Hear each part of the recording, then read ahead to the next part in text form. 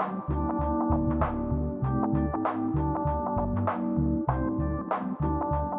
my name's Clint at Rusty Surfboards, and this is our new summer groveler for 2018, the Dwart 2. It's got the same high volume that we know and love, the original Dwart, but much more aggressive rails. We've taken some volume out of the top part of the rail here and pushed it more towards the middle of the board to give it a lower apex rail, much more aggressive.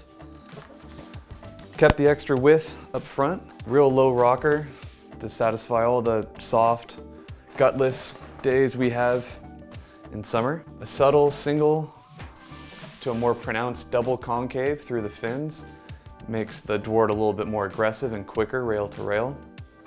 Touch more tail rocker off the tail gets this thing much more lively than the original Dwart, but still through the rest of the board is much lower rocker, so it gets you through all the flats.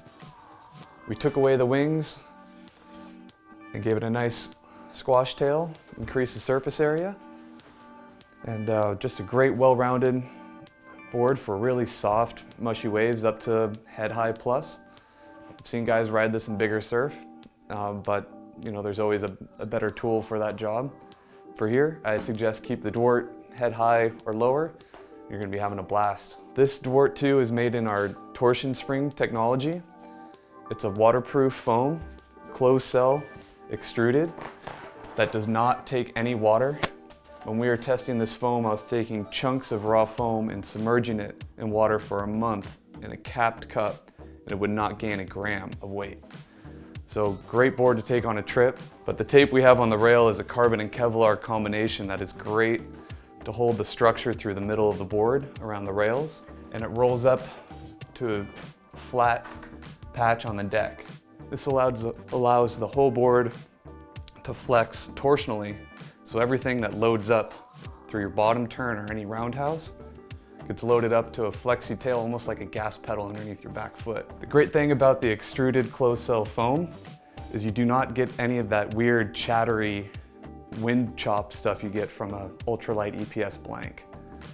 The reason why we designed this foam is to give it a little bit lighter feel than poly, but more drive than EPS. It's a great in-between between traditional poly foam and the hyperlight EPS. So getting the best of both worlds. It's all I ride in all my shortboards. Until I get to my step-ups, this is the construction I use. The torsion spring Dwart 2. Hi, I'm Dan Boehne with Infinity Surfboards, and we're going to talk about the Rainmaker. This little guy is probably the best grovel board in our line. It's the flattest rocker, sort of widest board that we do. It has a little bit of a look of a retro fish, but it's more of a performance fish. The Rainmaker is the flattest board in our performance shortboard line. It works best in sort of summertime point break surf. People like it in mushy surf, and we have some guys that use them in contests and when you get the gutless surf. Most of the boards that I do, I just have single concaves through the bottom of them. This one's a single concave that goes into a V blended through a double concave. It's kind of a really neat smooth bottom. It gives really smooth transitions. We have different fin setups that we do, and so this is just a 5-fin setup. You can ride it as a quad or a thruster, and then the ones I ride personally have glassed-in twin fins with a trailer. So these are good all the way around. A lot of people like these really specifically for summer and kind of point break type of surf. This is a Rocket Wide. The Rocket Wide was developed with Dan Godowskis and the Godowskis brothers and Mike Andrews, legend, one of our great shapers at Channel Island Surfboards. And you might remember the Rocket 9. The Rocket 9 was a board that was developed with a lot of area forward for speed and flow, get up and go, but then a really pulled in tail for precision surfing. So think about the Godowskis brothers. Those guys are so fast, but then they love super tight snaps in the hook and all that stuff. So that board really allowed for that.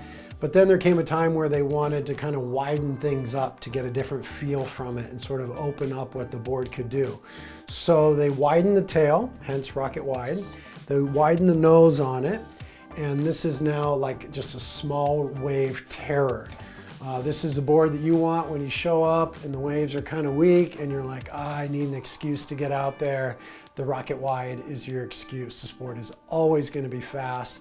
This board is going to fly down the line and be super quick in the turns and transitions and just open up your surfing in lesser waves again and get you amped.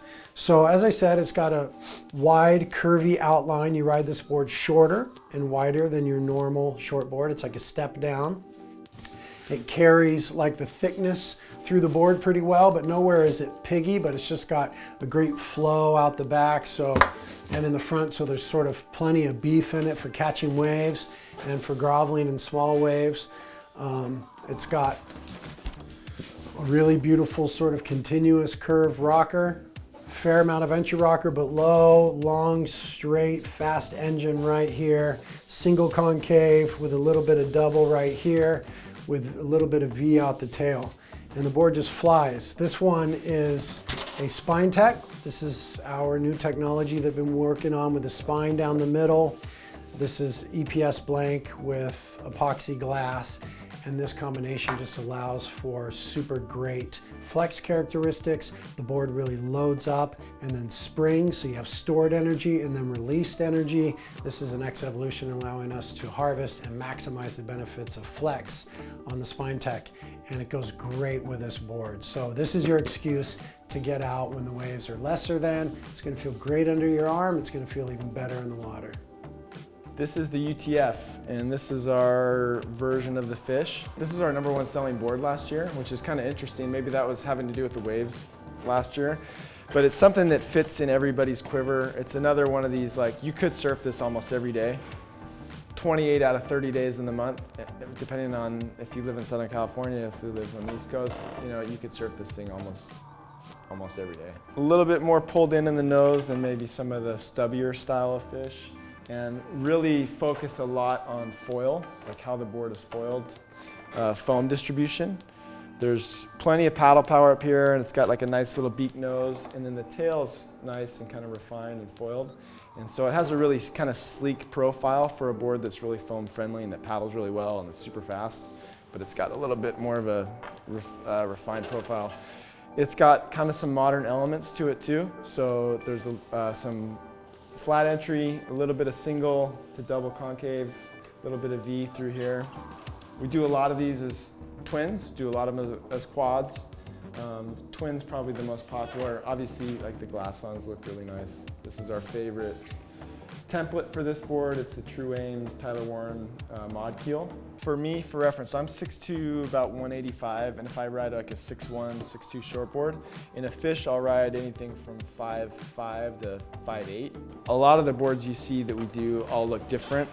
We don't have very many stock designs, so a lot of our boards are one-offs, and they all look unique. And we do a lot of resin color work like these, which is resin abstract.